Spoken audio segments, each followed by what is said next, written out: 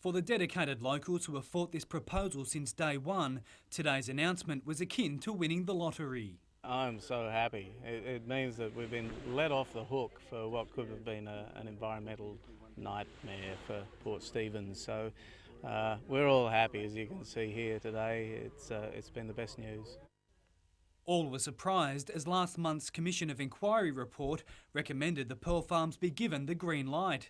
But for the Minister for Planning, Andrew Refshorgi, environmental concerns were never properly addressed. The decision is very clear that the risks to the environmental sensitivity of particularly the marine environment, the mammals, the dolphins and the whales, the risk was unacceptable, and that's why I said no to this proposal. Today's decision has proven to be a win for people power, with hundreds attending public meetings and sending letters to the government in protest. But while those against the proposal celebrated this afternoon, 500 metres out onto Salamander Bay, some of the 19 Radiata employees who will lose their jobs continue to work. No one from Australian Radiata wanted to talk on camera today, but a spokesperson from the company said they were both surprised and disappointed with the minister's decision. The company says it won't appeal, and as for its trial lease in Salamander Bay that has just started to reap rewards, the operation will be slowly wound down to give Australian Radiata a chance to recoup some of its investment. Cullen Robinson, NBN News.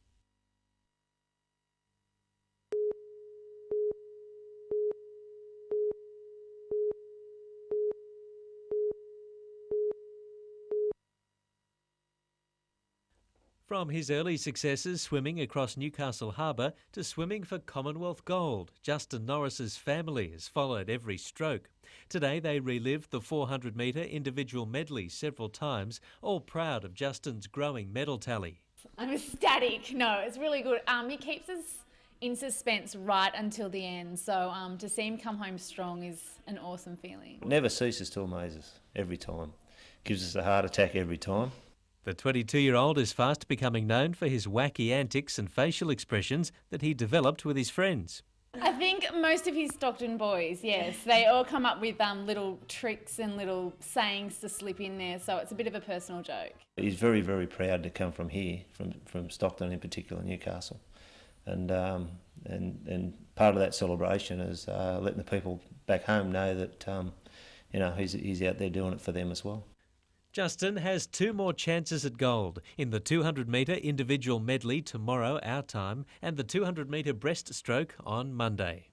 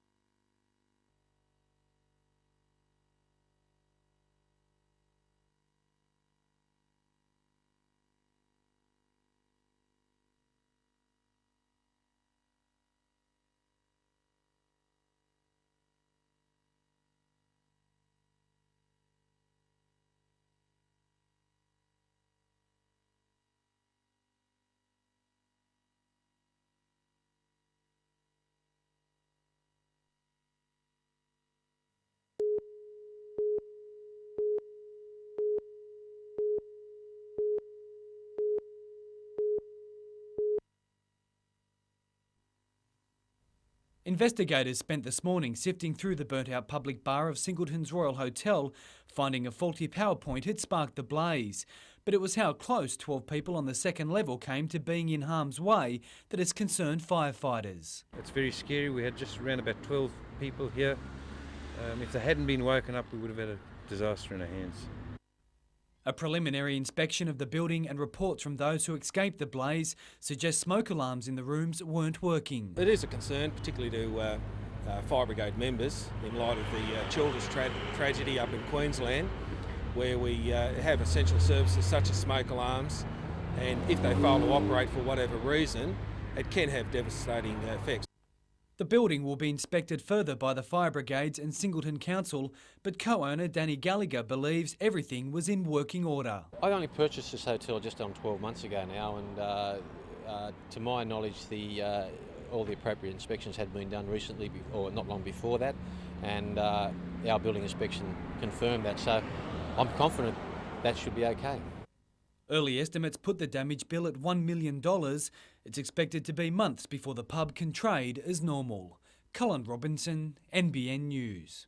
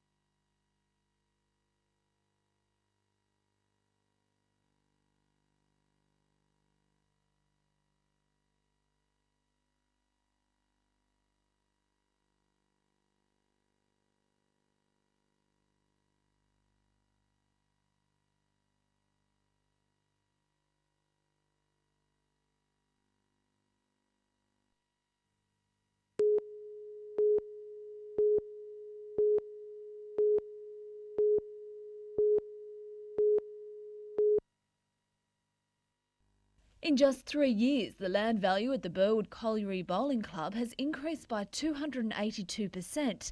At Catherine Hill Bay, the increase was more than 600%, the hikes prompting rates to skyrocket. It's obvious that the government sees there's an opportunity there to grab extra funds, and if it's a success in Lake Macquarie, I think they'll go right throughout the whole state. Last night, Lake Macquarie Council decided to form a task force which will provide financial support on the basis of need.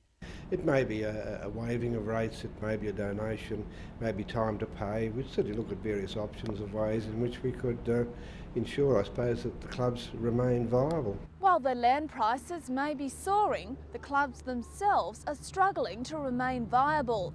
In the last 12 months, 63% of clubs in Newcastle, Lake Macquarie and Port Stephens failed to make a profit.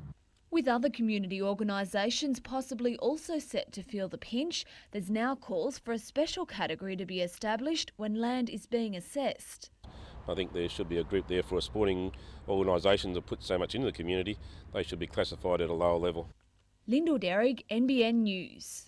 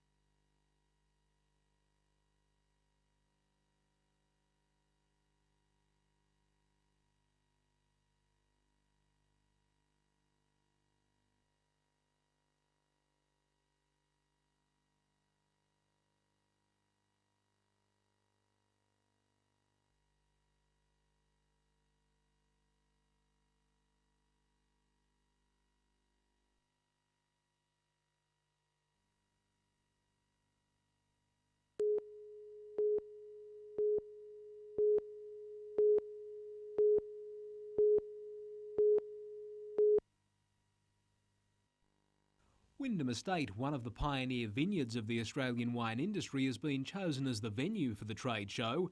The event has taken 3 years to plan and had hunter involvement from day one. An ex-general manager of Arrowfield did the research for us here, and that was a couple of years back. And we were hoping to run it earlier, but we took the decision that this was the best time to run it this year. 140 exhibitors from across the nation have virtually every aspect of wine production covered, from grape growing and harvesting through to wine production and bottling.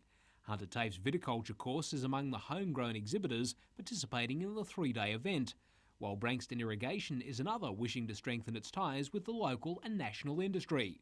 We do a bit of work in other states at the moment too, and if we can pick up more, we'll pick up more. In addition to the production aspects of the wine industry, education is also on the expo agenda. Workshops will look at subjects as diverse as bird control, using the internet, and marketing wine to Generation X. The Wine Industry Expo opens tomorrow and continues until Friday. Gary Blair, NBN News.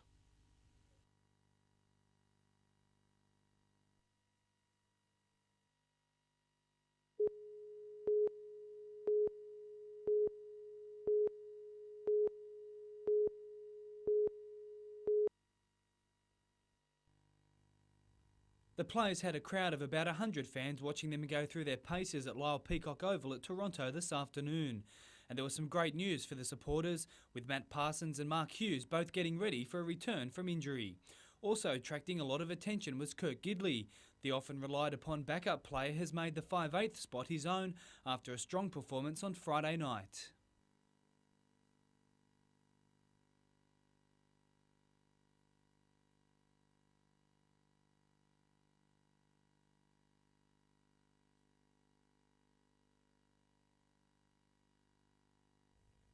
But with the finals not far off, the return of top-line players is seen as a good sign for the defending premiers. Centre Matt Gidley says the likes of Parsons and Hughes will benefit from a rest like the one he's just had. Even though it's a forced break, it's still a break.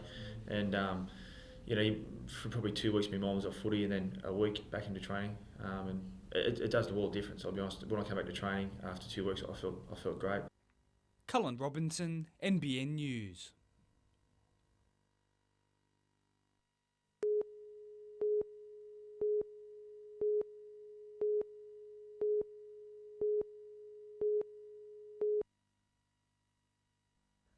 The foundations for the next phase of the crackdown on the region's speeding drivers are already being laid. Maitland Road, Mayfield West is the first of 7 new locations in the Hunter about to get a fixed digital speed camera. A site that is chosen for good reason. It has an accident history, or it has a problem with speed and driver behaviour, and clearly that's what's put into place when we look at these sites. Users of Maitland Road Sandgate will be under scrutiny in either direction, with 2 cameras in the vicinity of St Joseph's Nursing Home. Stay Safe Road Safety Committee member John Bartlett has no objection to the 3 cameras being set up in his electorate. We're trying to change the culture of people on the roads.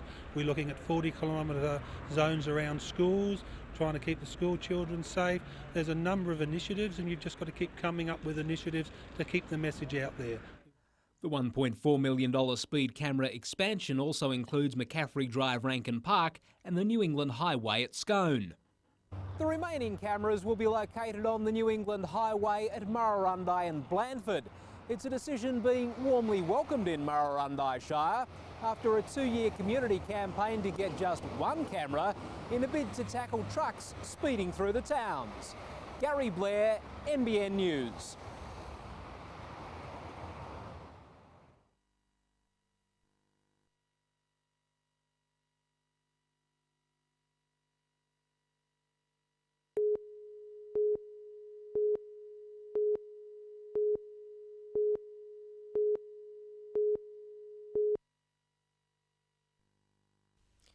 Mother and baby were resting up in John Hunter Hospital today after their ordeal. It was around 10:30 yesterday morning when Vicky felt what she described as uncomfortable. 15 minutes later, her baby daughter was born. Partner John was on the phone calling an ambulance at the time. He came around the corner to let me know the ambulance was on the way, and I had the baby in my arms, and it was just, good grief, there's a baby, where did it come from? Ambulance officers arrived minutes later, just in time to cut the umbilical cord. Today they visited Vicky to check out how she and her baby were doing. Everything was done before we got there. It was just a case of transporting Mum and Bub to the hospital. And despite the fact Vicky managed quite well by herself yesterday, she couldn't have been more thankful to see the Ambos. I don't think I've ever been so pleased to see anybody. Tanya Carlisle, NBN News.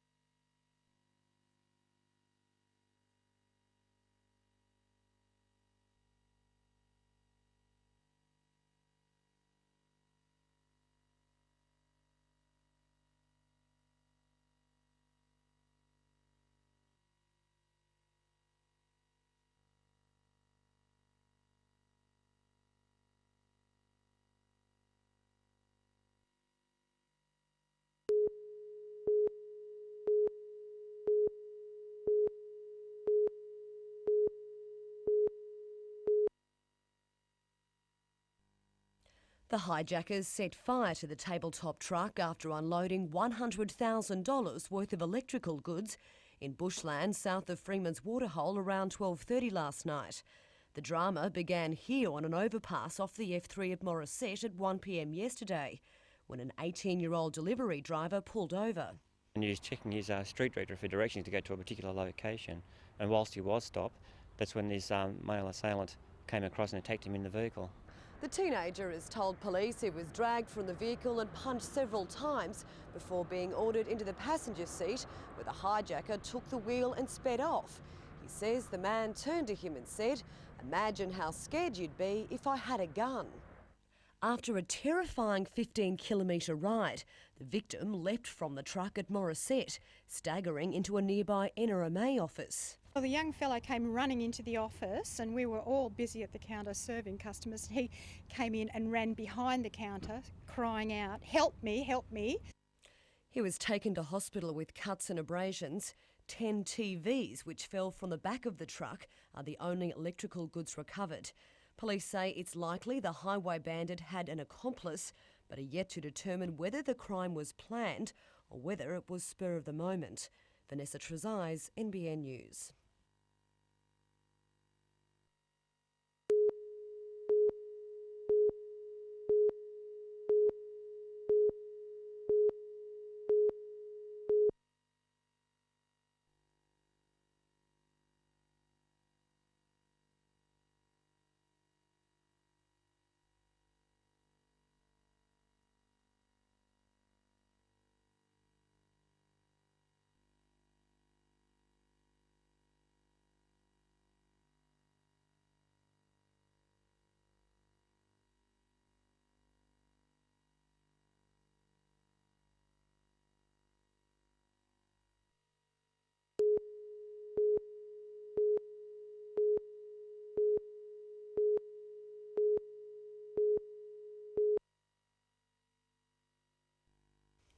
Lucky to be alive, the 37-year-old pilot from Adamstown Heights is an extremely experienced hang glider. Rescuers rushed to his aid around 3 this afternoon after problems during takeoff at the Strait lookout. The hand glider spiralled 60 metres down onto rocks below. Fellow gliders running to help him. I'd say he had been knocked out. He doesn't remember the incident. Witnesses have reported seeing one of the wings of the glider crumple. Police are investigating whether it was a structural or wind-related malfunction. Racing a rising tide, paramedics were landed on the rock ledge by the Westpac rescue helicopter, which then stood by until the injured man could be winched out. The barely conscious hand glider was flown straight to the John Hunter Hospital. He suffered injuries to his head, his back, chest injuries with fractured ribs, pneumothorax. His condition is listed as serious.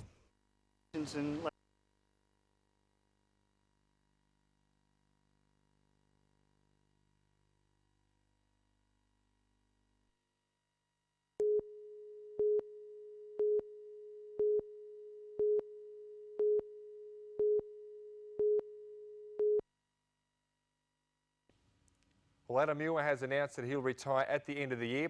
He's had a wonderful career representing Australia, New South Wales, the Bears, Northern Eagles and of course the Knights, and played in that 97 grand final.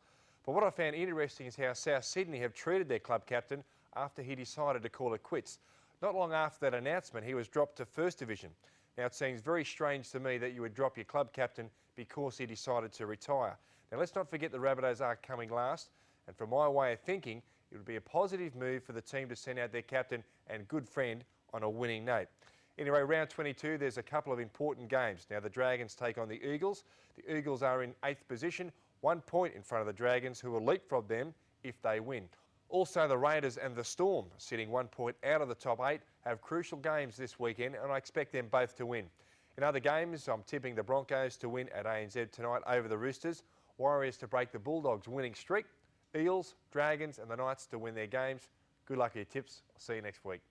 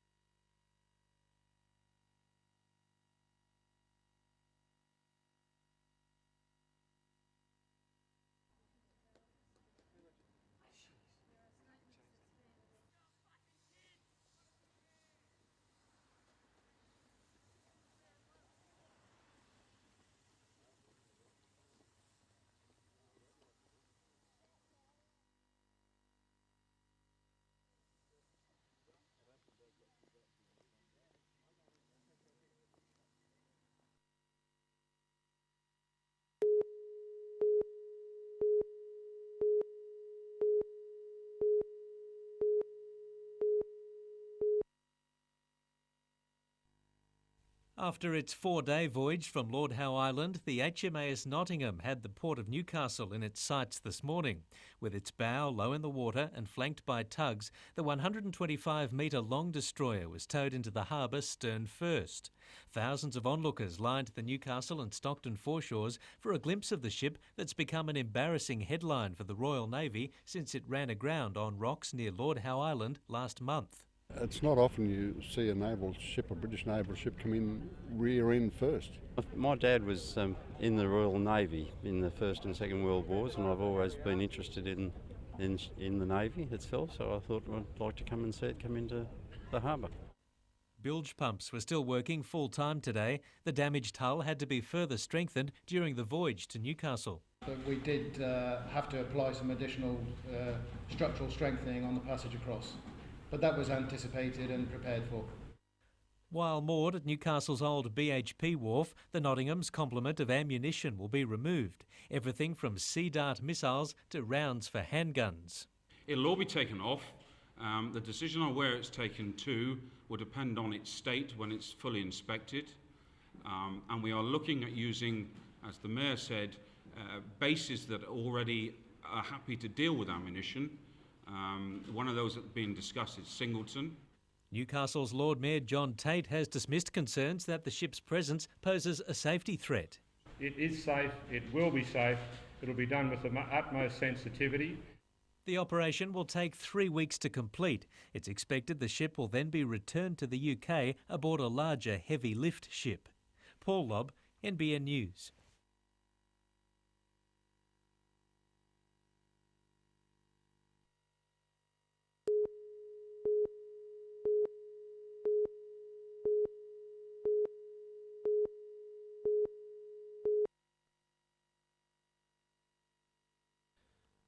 A little over a year since taking up wheelchair racing, Eliza Stankovic already has 2 high-profile medals to show for it, a Commonwealth bronze and a silver at the World Championships. I'm just looking forward to so many things now, so it's really made me keen to want to train that extra little bit harder and try and just push for that bit more. And in what must be bad news for more experienced rivals, the 20-year-olds' competition plans extend to the 2008 Olympics. Definitely Beijing. Hopefully I'm looking at doing the 8 and 15 in Beijing, and by then hopefully I'll be pushing my best. For now, judo bronze medalist Martin Kelly is setting his sights on Athens after a Commonwealth Games campaign that was a stark contrast to his injury-plagued Sydney Olympic trials. I came to this one relatively injury-free, which is good for me. I got a bit of a reputation of getting injured, and so everything went fine. Amazingly, Kelly will be back in action at the New South Wales International Open in Sydney this weekend. Triple gold medalist Justin Norris went straight to Canberra to train for the upcoming Pan Pacs, while 20-year-old hurdler Jackie Munro is preparing for the World Cup in September after running 7th in the 100-metre final against more experienced opposition. My event is typically where the women are a lot older, late 20s to early 30s. So, I've still got a long way to go, and racing girls that are much older than me, it was a great experience. Colin Baldwin, NBN News.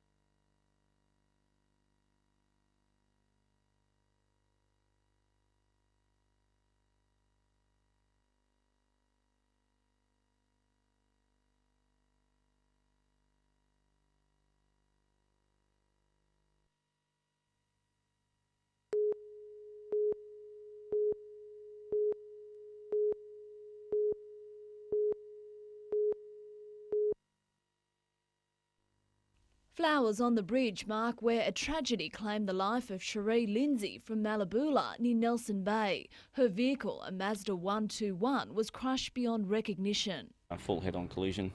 The driver unfortunately didn't stand a chance.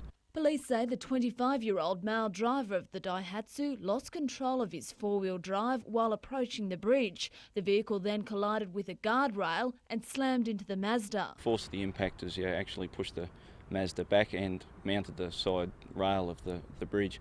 Because the bridge was only 2 lanes wide, the Mazda 121 had nowhere to go. The woman died instantly. Her passenger was injured, along with the 2 men travelling in the four-wheel drive from Rutherford. Both men are still in hospital. Police say alcohol was a factor. 2 19-year-old girls had been out on the town apparently, and designated driver doing everything correct, driving back home, and unfortunately someone who wasn't doing everything correct has ultimately caused their death and a serious injury to the other. Lyndall Derrick, NBN News.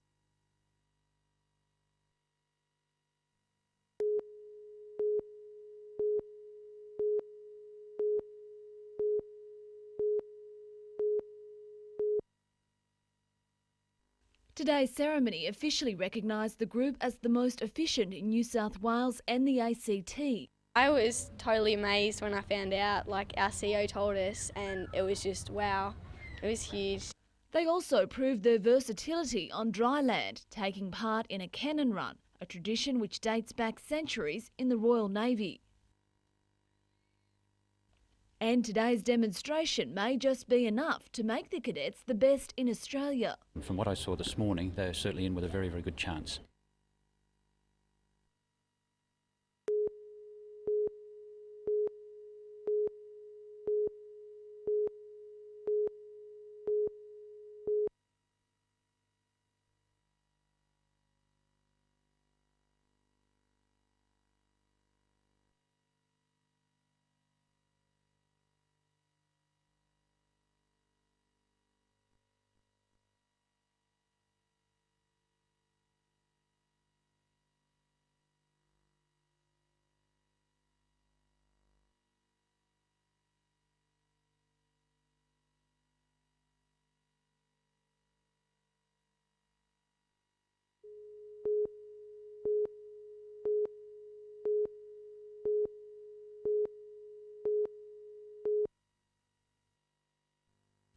Emergency crews, assisted by onlookers, did their best to stabilise and free the motorcyclist. His bike left at the intersection of Carrog Street and the Pacific Highway looking every bit like it had come off second best with a four-wheel drive. Police are yet to establish how the crash happened, but say both vehicles were travelling north at the time when the Honda CR-V changed lanes. Motorcyclist getting caught up in the other vehicle's back wheel as a result of the collision. He was dragged several metres. One rescuer believes another rotation of the wheel could have seriously injured both of the man's legs and possibly his spine. Concern about the man's condition saw the Westpac rescue helicopter sent to the scene. Highway traffic had to be diverted for 30 minutes before the man was flown to John Hunter Hospital, where he's in a stable condition with minor leg injuries. Gary Blair, NBN News.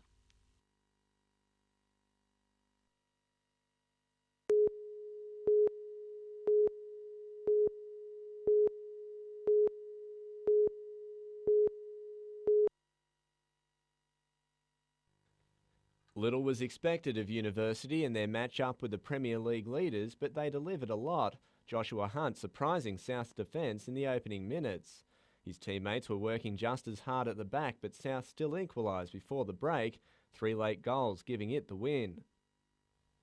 In the National Ice Hockey League, meanwhile, the North Stars suffered a 3-goal loss to West Sydney in yet another tough road trip. They now host Melbourne this Saturday.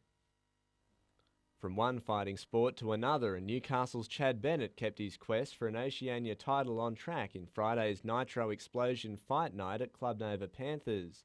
The man they call Hollywood had the Central Coast Mick Kilmurray seeing stars after 3 rounds to win on a TKO. Aaron Tabuai won the Best Dress prize, but couldn't take victory from Australian super middleweight champ Mark Bajiro. While despite heading to the canvas in round 1, Newcastle heavyweight Pat Kennedy fought back to see kickboxing champ Peter Graham through 6 rounds. Boxing's very own chief, though, got the judge's nod. And in Black Diamond AFL, Nelson Bay took the fight to the unbeaten Terrigal Avoca at the weekend, but had a narrow loss on points. Newcastle City and Cardiff pummeled their opponents, while the Bombers proved too powerful for the improving West Newcastle Wallsend. Colin Baldwin, NBN News.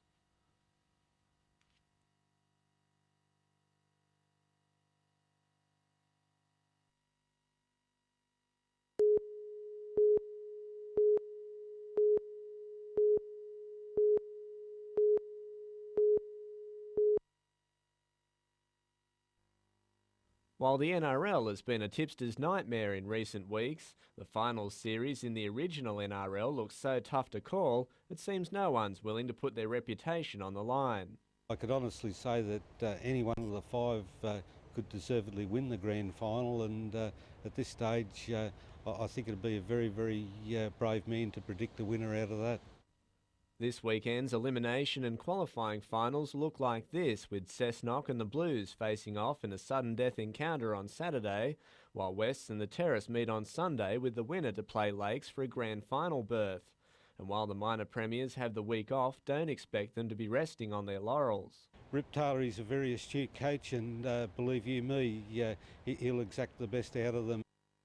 Meantime, Cessnock's defeat at the hands of Highfields yesterday finalised the makeup of the NBN Soccer League semis, with the Hornets losing the home ground advantage for Saturday's knockout match against Broadmeadow. Sunday sees a real clash of the Titans, with minor premiers Edgeworth taking on second-placed Highfields. The winner advances straight to the grand final.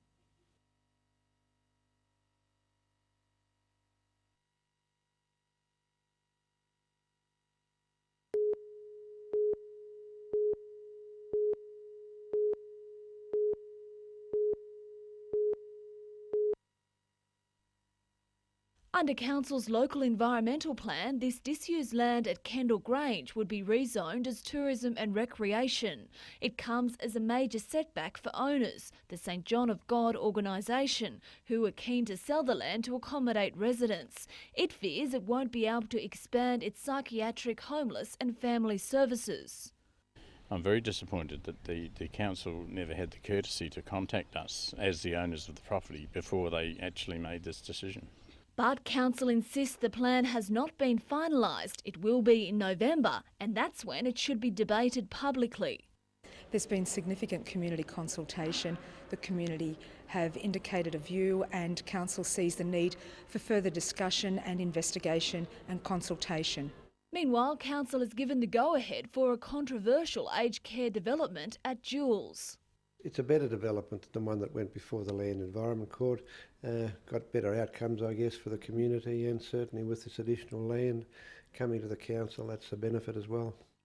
Lyndall Derrick, NBN News.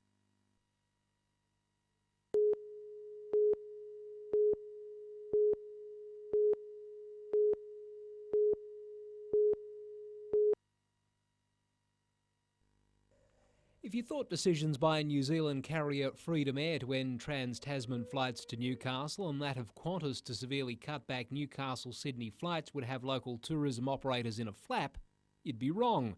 The recent announcements weren't even among the major issues when Hunter operators got together with Tourism New South Wales at Maitland today to discuss the state of the industry. Managing Director of Rafferty's Resort Cams Wharf and former Hunter Tourism Board member Alan Ray believes the loss of services will only be temporary.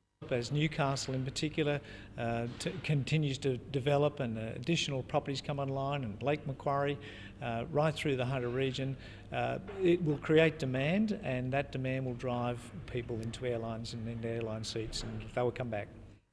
Mr Ray believes the industry should now challenge itself to better package the region to tourists for when new operators appear. Tourism New South Wales believes the Hunter's well placed to have another strong year of trading after being geographically in the right place to capitalise on the demise of Ansett and change travel plans after the September 11 US attacks. Gary Blair, NBN News.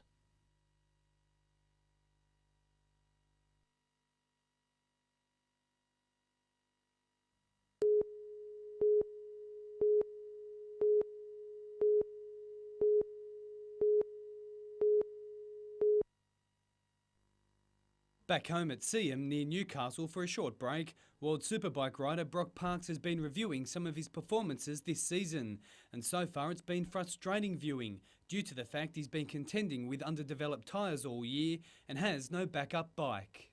This year I crash, I'm out of the qualifying, or during the race, you crash in the first race, you've got to be careful that you don't destroy the bike so they can have it ready for the second race, and it's just not something that I like to have playing with my mind when I'm riding all the time. While there's been no podium finishes, there's still 3 races to go, with the next in Germany in 2 weeks. But along with manager, former 500cc champion Wayne Gardner, Brock is planning assault on next year's championship, and he's already received offers from 2 teams. I hope next year will be my year. I'll turn 21, I'll be just 21, so I'm hoping that I can have a pretty strong year. And there's yet another incentive for a good 2003, with current championship leader Troy Bayliss looking likely to move into the MotoGP series. Brock will be left to fly the Aussie flag. We're so strong, there's never really many Australians in the championship, but we always seem to win the World Championship, so hopefully we can keep that tradition going. Colin Robinson, NBN News.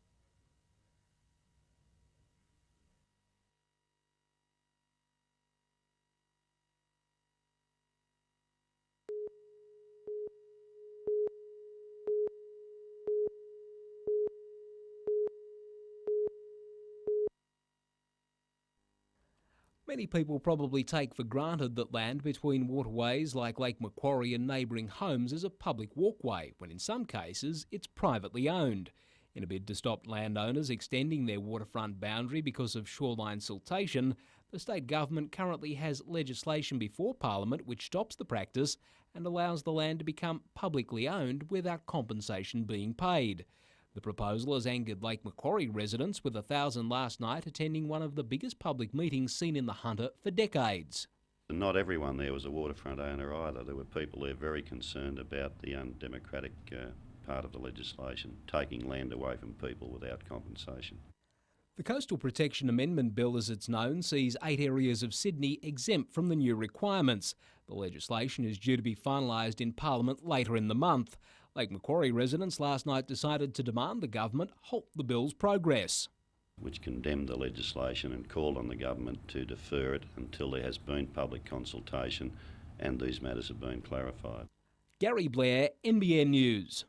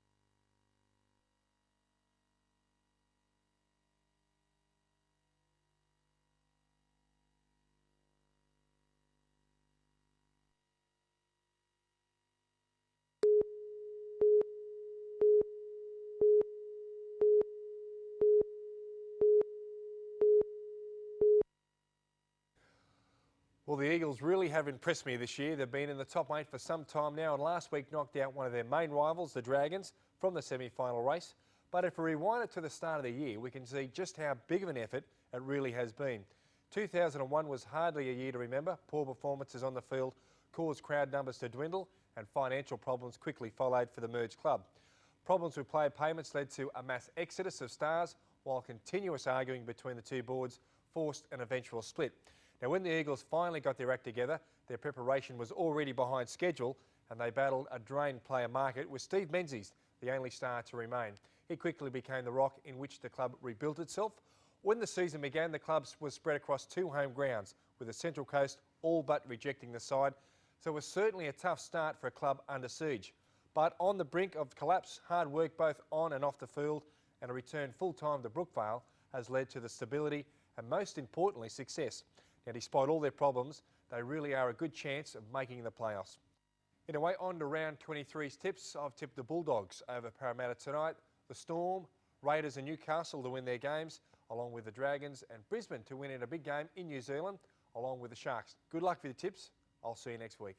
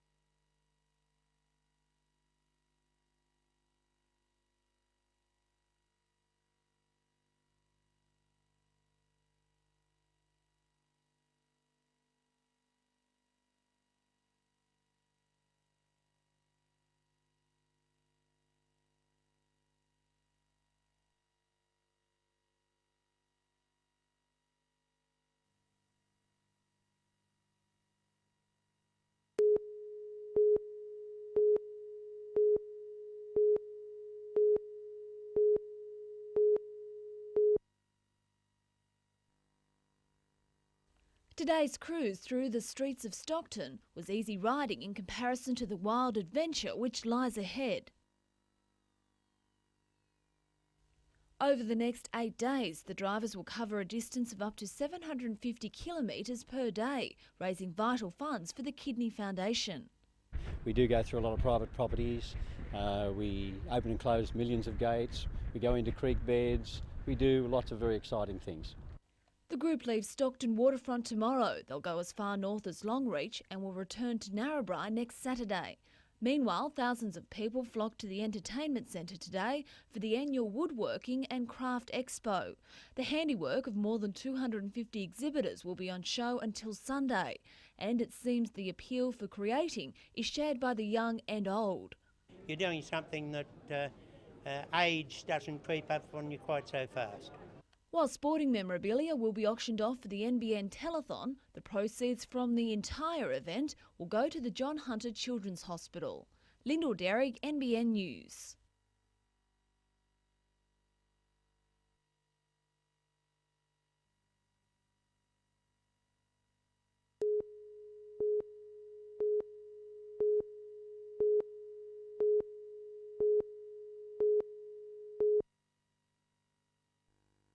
Putting his side through its paces at Redhead Beach this afternoon, United coach Ian Crook was understandably a disappointed man, realising he'll be without Joey Shripper for the start of the season.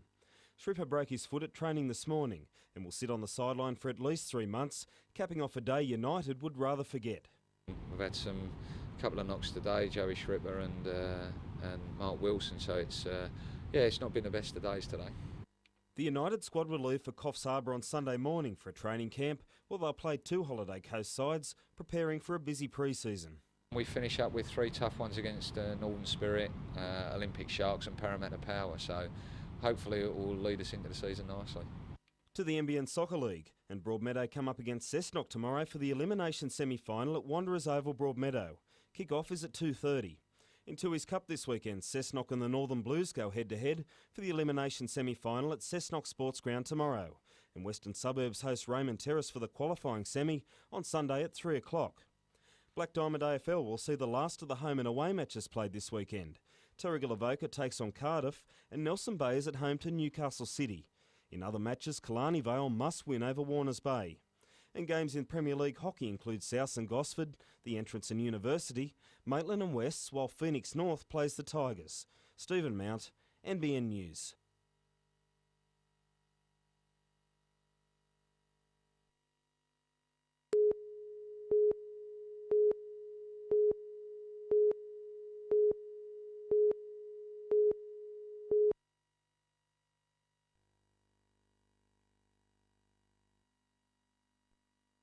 I always try to help these young kids to stay away from problems or from the trouble.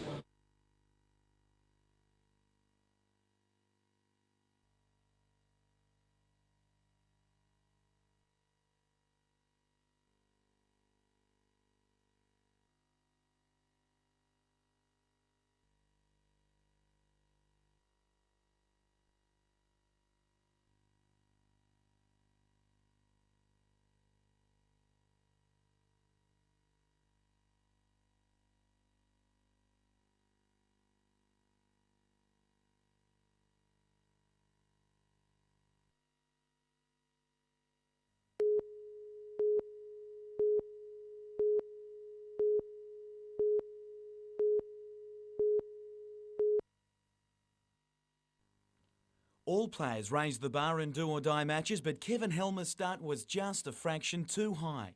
Lee Maguire really should have done more with his first chance. Cessnock enjoyed few first-half chances as it stayed 0-0 at half-time. It was the second half that things lit up. David Bailey's ordinary tackle, followed by Craig Carter's extraordinary save. But he could do little when a deflection from his own teammate sailed past. Broadmeadow up 1-0. It could well have been doubled soon after. But no one could get past Carter. The Hornets' attack was right on target. Craig Beckett's finish levelling things once again. A desperate battle to grab the match winner highlighted the last minutes of regular time, but neither side could find the back of the net. When extra time also dried up, it came down to a penalty shootout, with Broadmeadow the one to win through.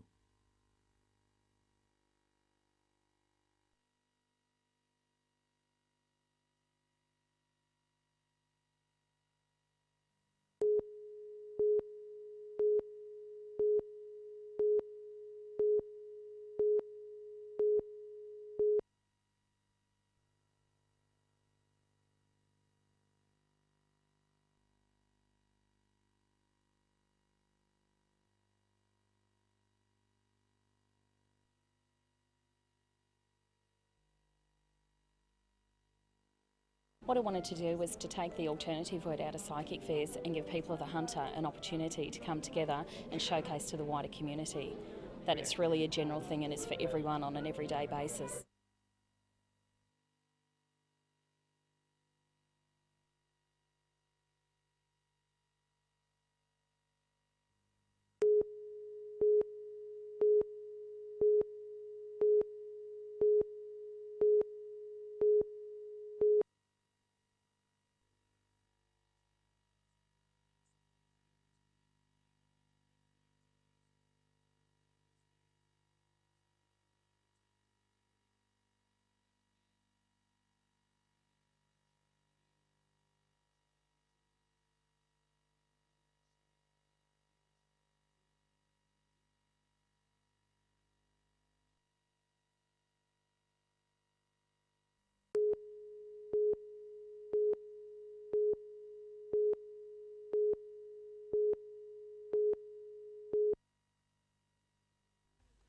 Not the best weather for hockey, but as the rain fell, it was a goal drought early in the match. It wasn't for a lack of trying. Phoenix North fired up its attack but just couldn't breach the Tigers' defence, with good luck and good management maintaining the deadlock.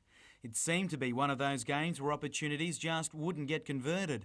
But the Tigers showed it doesn't take much given a rare shot on goal, with John Mayers breaking through. But Phoenix soon sparked up, Alan Charlton netting one, while he quickly followed up with a second as the scoring floodgates opened.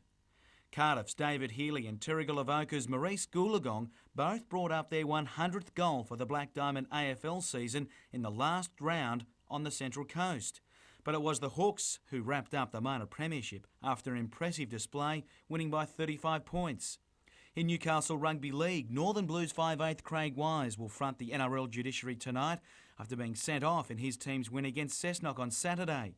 Wests is in the wars as well despite its win against Raymond Terrace, with captain coach Troy Fletcher injuring a shoulder, while second rower Tony Hutton has a suspected broken jaw. In Group 21, Scone leapfrogged Denman into second spot after round 18 at the weekend, the Devils upset by Aberdeen. And Horizons touring golf pro Nadina Taylor finished outright 6th at a European LPG event in Sweden overnight. It's the perfect boost ahead of her assault on the Japan qualifying tour.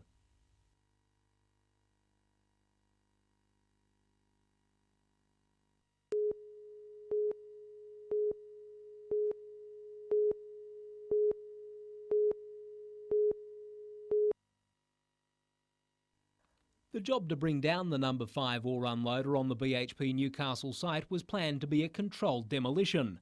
Dramatic footage released today by the construction union shows it came crashing to the ground earlier than scheduled. CFMEU Construction Division Newcastle Secretary Bob Cochran has described the footage as sickening. It even leaves me a little bit shaking as I am now, having watched it for about the 20th time. It's the most extraordinary thing I've ever seen. The construction union has gone public with its concerns despite not representing workers on site. The Australian Workers' Union has coverage for the steelworks demolition. Demolition happened late last year, and while the Work Cover Authority says it happened quicker than expected, there were no complaints from the AWU or demolisher Gardner Perrow. The CFMEU believes there should have been. It was gross stupidity. That is not the way that you bring a structure down. But it is the cheap way, the fast way. Amazingly, no one was injured despite the cherry picker ending up amid the rubble. Good luck or near miss, the CFMEU believes the incident deserves closer scrutiny. There should be a full investigation into everything that has been demolished and is to be demolished on that site. Otherwise, they will kill someone. The release of the demolition video has today grabbed official attention. A spokesman for Industrial Relations Minister John Delabosca says the WorkCover Authority has ordered a full report after viewing footage of the incident. Gary Blair, NBN News.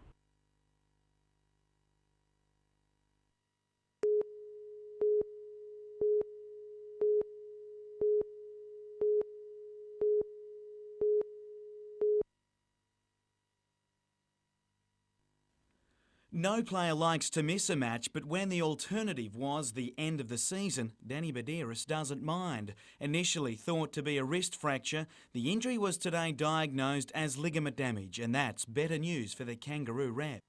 Yeah, it's been good news for me today. So I've had a few scans and all the ones that I can have for my wrist, and it's come up pretty good.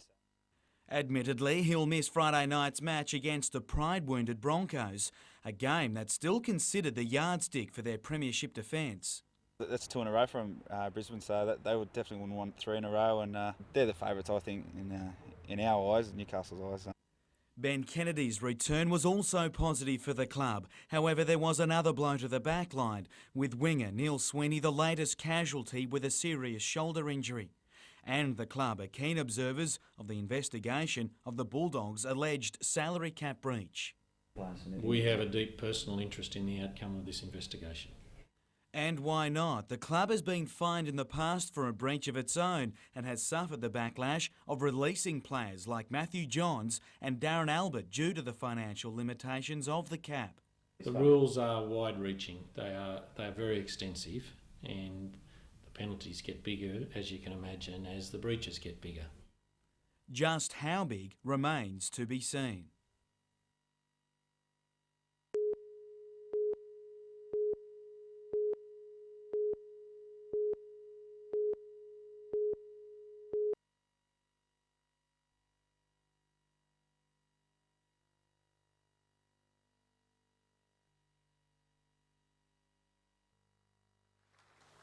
The Anderson Medal winner for 2002 is from the Waratah Club, Lolo Mohu.